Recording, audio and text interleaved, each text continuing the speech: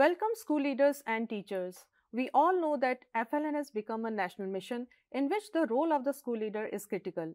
This course has visualized school leaders as pedagogical leaders to meet the expectations and demands emerging from our commitment to strengthen foundation literacy and numeracy among young children of the age group of 3 to 9 years.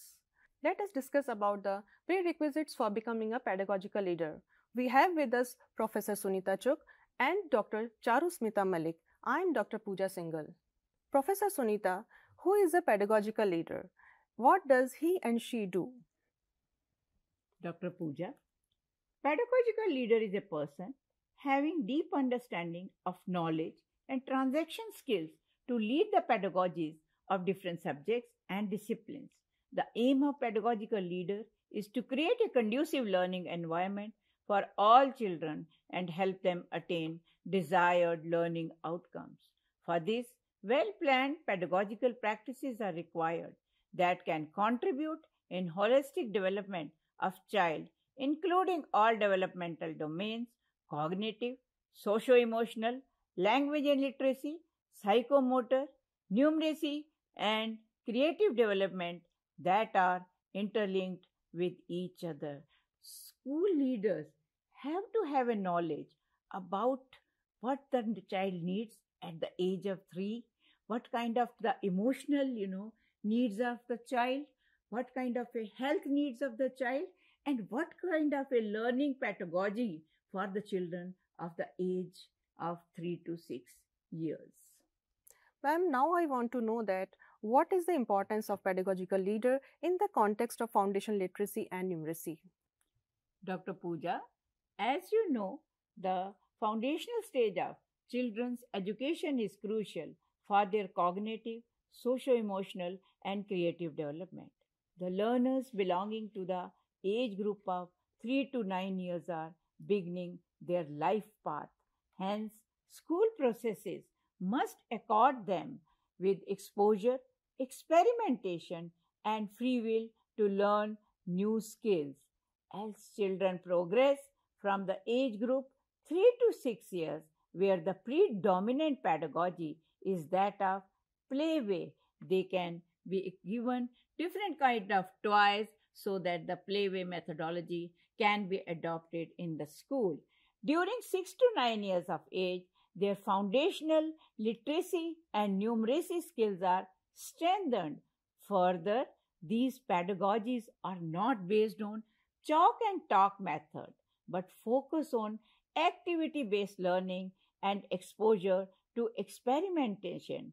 For example, they can be given some kind of a blocks where they can learn as to the colors. They can also learn the counting from that. To facilitate this, a pedagogical leadership needs to collaborate with preschool and primary school teachers, Anganwadi workers, Balvatika teachers, educational functionaries, and child development project officers. I hope, Dr. Pooja, you got the answer to your question. Yes, madam. This gives us clarity on why pedagogical leader is needed for young children. Dr. Charu, I would like to know that what must be the perspective of a pedagogical leader? How can she create a vision for her school? You know, Dr. Pooja, vision building is a core element of leading a school. Since the foundational stage of children's education requires support and contribution of several stakeholders such as Balvatika teachers, preschool teachers, school head, CDPO, parents, community, and education officers at the block and the district level, a school leader must be able to bring all these stakeholders together on a common platform and converse around the issues of child development. The vision of a school leader of a school must be to prepare the children of 3 to 9 years with strong skills of foundational literacy and numeracy. This would enable the children to gain learning competencies for grade 3 and effectively transit into grade 4. A futuristic and at the same time a practical vision helps the school leadership team to realize the goals within a specific time frame. An example of a vision statement could be: build a safe and happy environment for children where they can explore, experiment, and learn skills of foundational literacy and numeracy. Dr. Pooja, I know you have researched on leadership attributes. What, according to you, can be some of the basic leadership attributes of a pedagogical leader? Dr. Charu, since we are dealing with the children of 3 to 9 years of age, it is crucial that one of the core attributes be that of a positive and a flexible mindset. Within a positive framework, a school leader and teachers need to be flexible in both their mindset and as well as in their approach. We know that the attention span of children of 3 to 6 years of age is very short, and they need to be engaged primarily through play-based pedagogies. It is often seen that the children switch to multiple objects or perceptions of the outer world. A leader must ensure and coach their teachers to be facilitators in the child's journey. A rigid approach may work against children's dispositions and lead to the child's disinterest and dropout. Other attributes of school leaders for foundational stage can be like taking initiative, bringing people together on common platform, building trust, understanding emotions and feelings, keen observer, understanding developmental needs of children, openness, understanding of pedagogical leadership. Yes, correct. Let us delve deeper into pedagogical leadership. Dr. Pooja, what are the pedagogical approaches that can be employed for learning teaching processes of children of 3 to 9 years of age group? Dr. Charu, there are various pedagogies that can be employed for the children of 3 to 9 years of age group, like theme-based, play-based, activity-based, project-based, and storytelling method. These approaches are very helpful in developing creativity and competencies among young children. If we talk about storytelling method, this has the potential of developing emotional intelligence and enable children to understand human behavior and relationships. In addition, short stories centering around animals and interactions of human, animals, plants can relate concepts to the real-world experiences.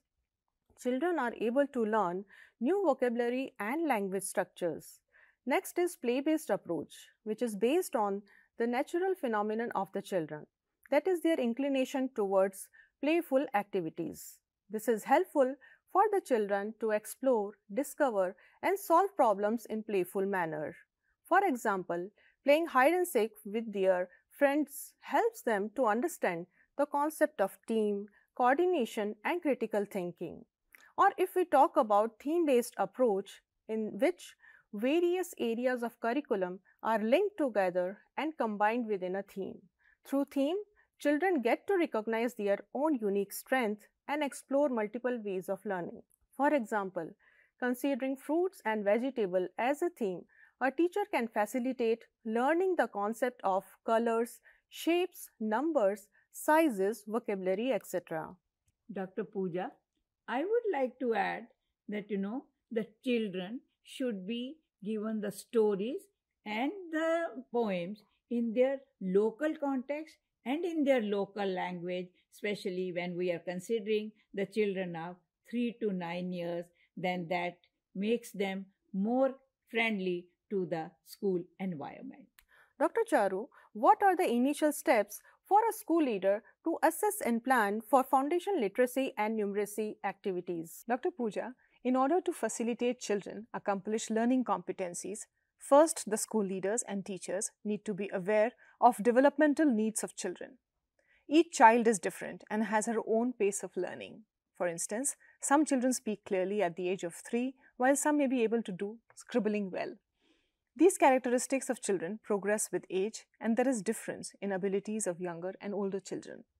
Teachers need to understand this natural process of child development and changing needs of the child. The second is to adopt developmentally appropriate practices as per the need of a child, and its prior planning is always beneficial for better outcomes.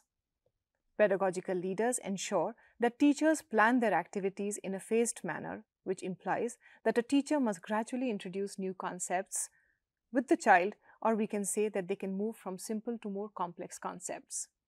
For this, they can emphasize on creating interactive learning through classrooms, including print material, accessible toys, and other resources like objects, puzzles, etc. Toy-based or game-based pedagogy is helpful in engaging the child of 3 to 6 years of age group in the learning process, while experiential and art-based learning is more valuable for younger learners of the age group of 6 to 9 years. Ma'am, since you are the most experienced, what do you think is the most important expectation from a school leader who has to strengthen foundational literacy and numeracy in his or her school? Dr. Charu, since foundational literacy and numeracy is going to be introduced, for the first time, then there are multiple expectations from the school leaders. As we know that the leadership is a process of exerting influence on self, others, and school circumstances.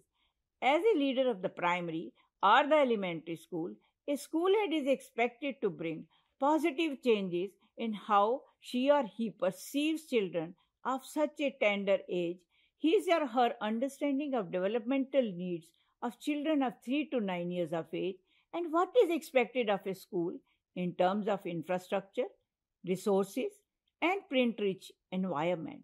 Most importantly, influence teachers of the primary school and Pal Vatika preschool teachers to act as facilitators in strengthening foundational literacy and numeracy.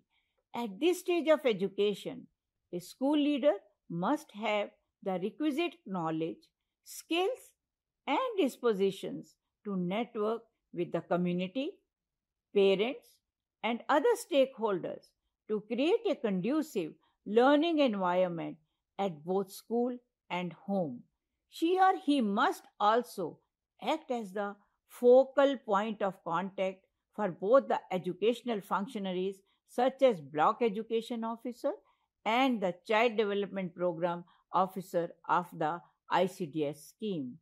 Building trust and understanding interpersonal relations is equally important while networking with parents and community. Friends, hope this discussion with Professor Sunita Chugh and Dr. Charu Smita Malik helped clarify the concept of pedagogical leader. A pedagogical leader, along with his or her team, builds a collaborative vision and develops a clear roadmap on various strategies such as assessing developmental needs of children, employing different age-appropriate pedagogies to strengthen FLN skills, designing assessments as learning, networking with parents, community, and system-level functionaries.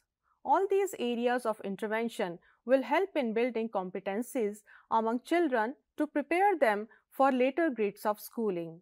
However, the most important aspect to remember is that a pedagogical leader has to develop a conducive environment where interactions between child to child and child to adult are fear-free and meaningful conversation so that children learn, co-create, explore, and experiment in a joyful manner.